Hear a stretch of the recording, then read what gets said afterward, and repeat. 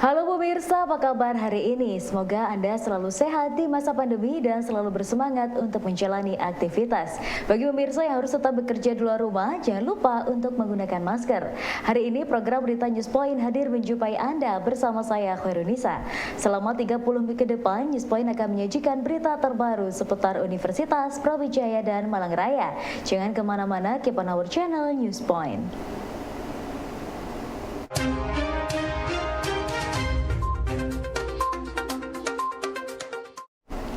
Meski Indonesia merupakan negara kepulauan terbesar di dunia dengan potensi air laut yang melimpah, namun Indonesia masih saja melakukan importir garam. Tidak hanya itu, Indonesia juga masih 100% melakukan importir garam industri.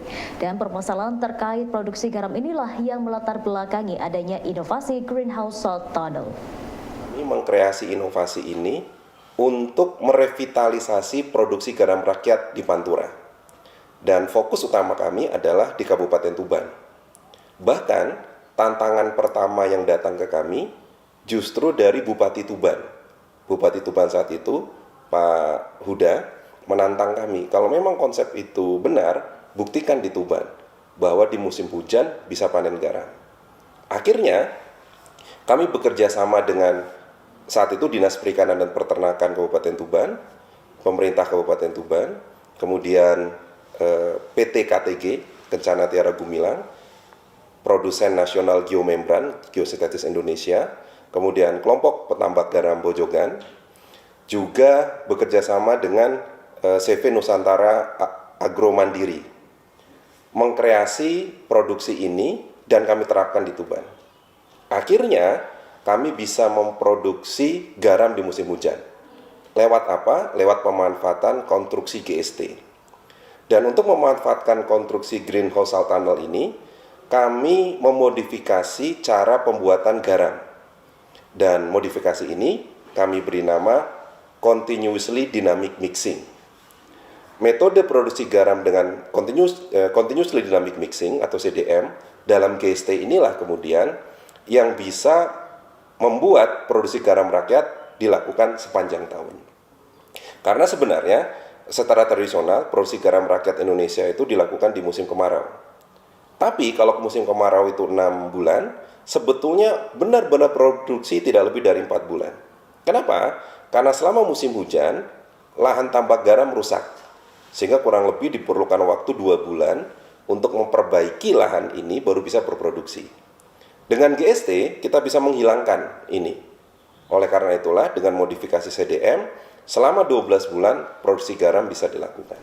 Saat ini Pusat Studi Pesisir dan Kelautan PSPKUB fokus mengembangkan teknologi GST CDM untuk memproduksi garam rakyat di daerah Kabupaten Tuban. Dengan memanfaatkan metode ini, para petambak garam dapat memanfaatkan teknologi rumah kristalisasi garam yang dipadukan dengan metode pencampuran air secara bertahap, sehingga dapat mengatur evaporasi air untuk pengendapan mineral. Sebenarnya konsep ini tim ini mulai pada saat Pusat Studi Pesisir dan Kelautan Universitas Brawijaya didirikan. Dan pada saat pusat studi ini didirikan, kami biasa memanggilnya PSPKUB didirikan, ada permintaan dari masyarakat, dari alumni, untuk membackup permasalahan terkait produksi garam rakyat. Karena walaupun Indonesia adalah negara kepulauan terbesar di dunia, dan kita punya potensi air laut banyak, Indonesia masih menjadi importir garam. Bahkan untuk garam industri, 100% kita impor.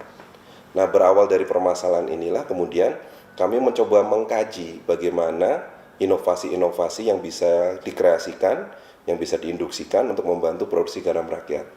Dan sampai sana, kami menemukan bahwa problematika utama produksi garam rakyat Indonesia adalah ketidakstabilan cuaca. Terutama pada saat La Nina datang, setelah El Nino, La Nina datang, kita mendapatkan kemarau basah.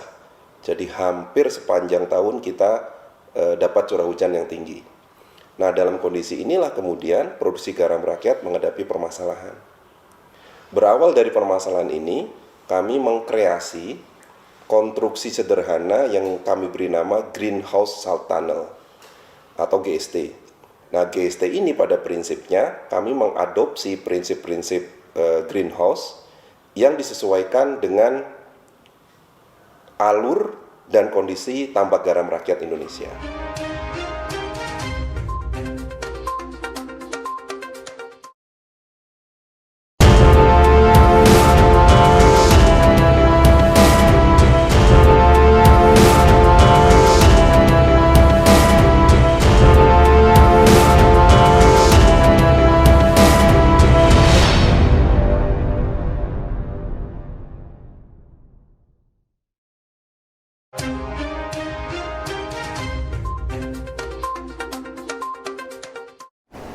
Berawal dari berbagi informasi kesehatan melalui berbagai platform sosial media, Dr. Delia Widasmara berinovasi untuk mengedukasi anak-anak melalui komik buatannya. Komik yang dibuat yaitu komik Bunga Langit. Dr. Delia berharap dapat memberikan pemahaman kepada anak, khususnya siswa sekolah dasar, untuk memperhatikan dan menjaga kesehatan melalui komik yang dibuatnya.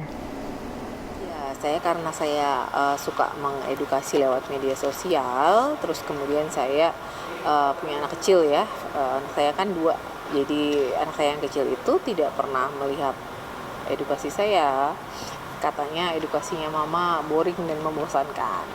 Nah, saya berusaha untuk membuat yang bikin anak-anak itu bisa mengerti kesehatan, edukasi juga, tapi juga berilmu juga, tapi juga tetap edukasi dan menarik gitu. Salah satunya ya dengan tercetus komik ini gitu, Mbak.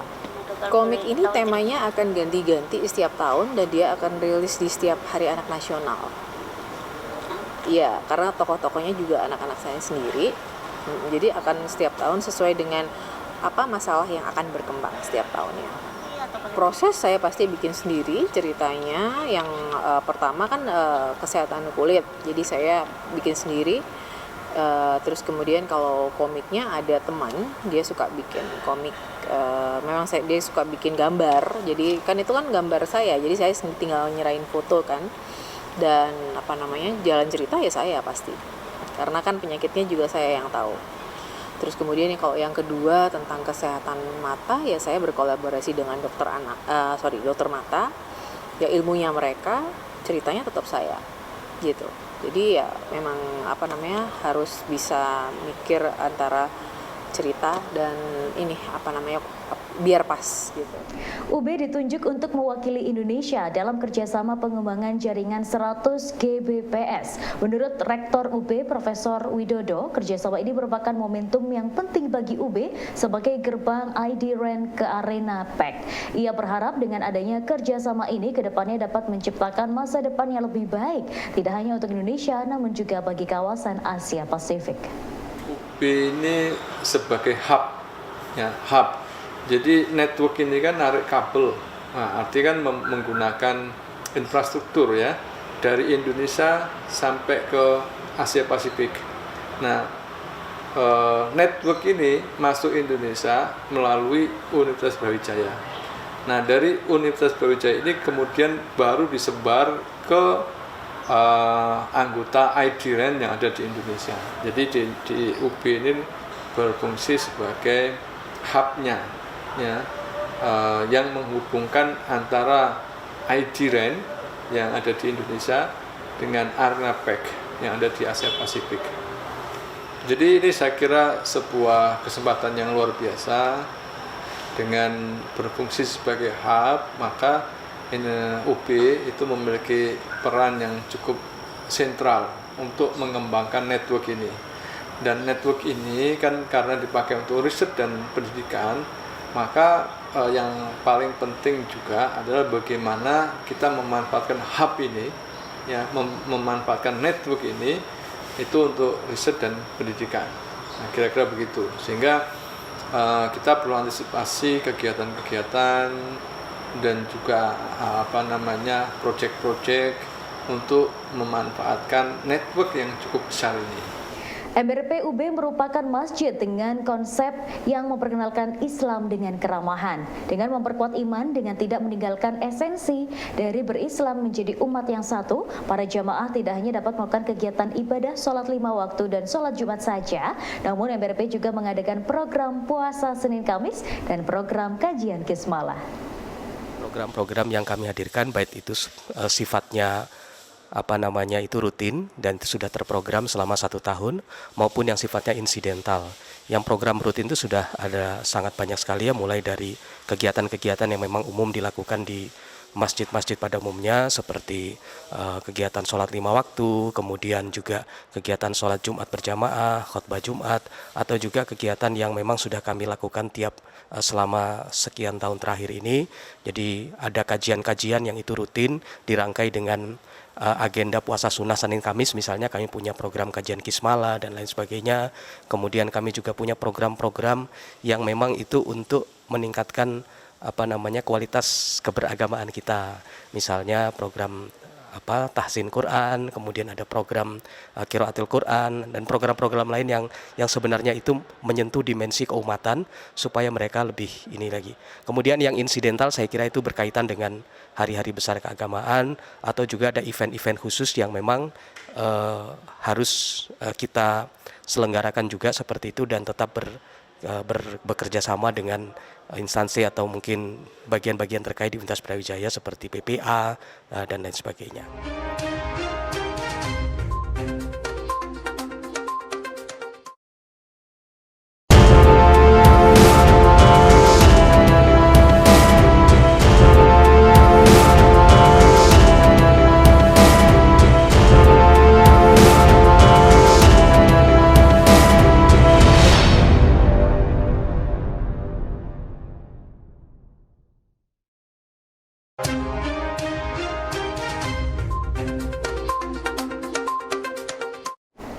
UB sebagai salah satu universitas yang ditunjuk untuk menjadi tempat pembinaan mahasiswa wirausaha akan memberikan 10 program yang didesain setara dengan 24 SKS. Selama 3 bulan, mahasiswa akan mendapat pembelajaran terkait dengan membuat dan membentuk ide wirausaha, membuat konsep bisnis, serta mengembangkan prototipe model bisnis. 10 program yang dimana program itu kita desain itu sama dengan total aktivitas 920 jam.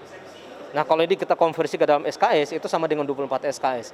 Meskipun program ini didesain sebenarnya maksimum konversinya sampai dengan 20 SKS, tapi kita coba memberikan nilai lebih di dalam program AWM ini di Universitas Brawijaya. Rangkaian program mereka itu adalah mereka akan tiga kategori programnya adalah membangun mentality sebagai seorang entrepreneur. Setelah mereka mampu menguatkan mentalitinya, kemudian kita bentuk mereka untuk bagaimana belajar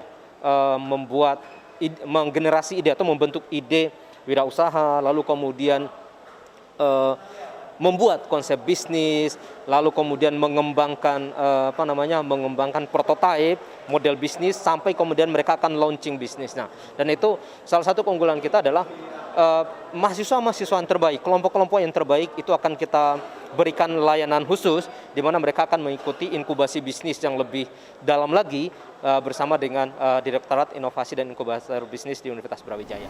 Berawal dari PKM, Niwayan Atik Sarmila Dewi, finalis Putri Pendidikan Indonesia, menginovasi pengurangan sampah melalui eco-sociopreneurship yang beroperasi layaknya bank sampah. Eco-sociopreneurship ini merupakan program yang menempatkan sampah sebagai sebuah bisnis yang memiliki nilai jual untuk memperoleh sedikit penghasilan. Oke, aktivitas yang mendorong saya untuk menjadi Putri Pendidikan, sebenarnya untuk advokasi tadi telah saya laksanakan mulai dari tahun 2020. Berbasis, tapi saat itu dilaksanakan karena adanya PKM, Program Kreativitas Mahasiswa, dan mendapatkan pendanaan. Jadi untuk realisasi pertama itu saya laksanakan di Panti Asuhan Putri Aisyah Malang. Nah, kemudian ketika saya melihat adanya sinergi yang baik dan juga respon yang positif dari anak-anak terkait dengan kemampuan eco-sociopreneurship, kemudian saya memberanikan diri untuk mengimplementasikan gerakan ini di Provinsi Bali karena terjadi juga permasalahan yang serupa di Provinsi Bali, dan advokasi ini yang saya bawa dan mendukung saya untuk menjadi Putri Pendidikan 1 di Provinsi Bali. Oke, jadi untuk eco-sociopreneurship ini merupakan kemampuan dari anak untuk melihat lingkungan ataupun menjaga lingkungan atau sampah ini sendiri dengan bisnis. Jadi mereka nantinya melihat sampah ini sebagai peluang untuk bisnis. Jadi mereka akan memiliki kemampuan ataupun keinginan untuk meningkatkan nilai jual dan nilai guna dari sampah sebagai barang bekas yang nanti bisa ditukarkan sebagai uang ataupun sebagai alat-alat sekolah, seperti itu. Advokasi ini menjadi inovasi saya ketika nanti saya terpilih menjadi putra-putri pendidikan Indonesia.